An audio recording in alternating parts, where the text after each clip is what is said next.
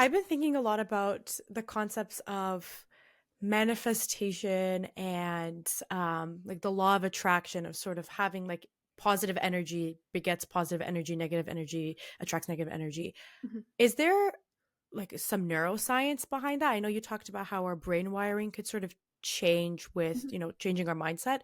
Is there any like psychological root or explanation for things like manifestation and law of attraction?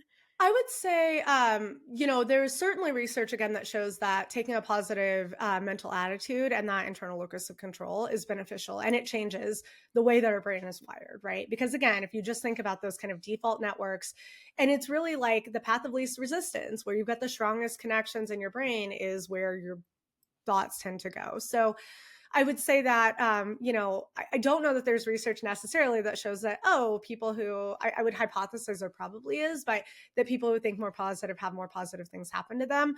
I just simply haven't researched that. So I'm not sure. But I will say that having a positive mindset and taking that, like taking responsibility for and control over your own perceptions can absolutely change your default thinking over time. And we've talked a bit about that. There is also something, Nikki, called neural, now that word's going to escape me, but it's like neural coupling, or basically this reciprocity effect. And so it is interesting because we've actually shown through our research at Immersion that this idea, and not only through us, there's plenty of other research out there that supports this as well.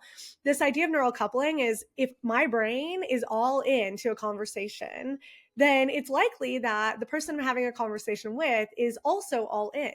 So there can be this kind of effect of like physiology, my physiology impacting someone else.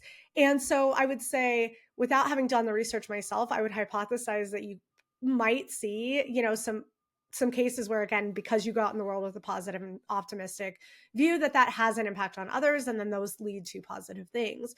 So I think, coming looping back to your kind of question about this optimism and, the law of attraction, I do think we want, as humans, to be around people who are more positive. We want to be around people who are smiling, people who are happy.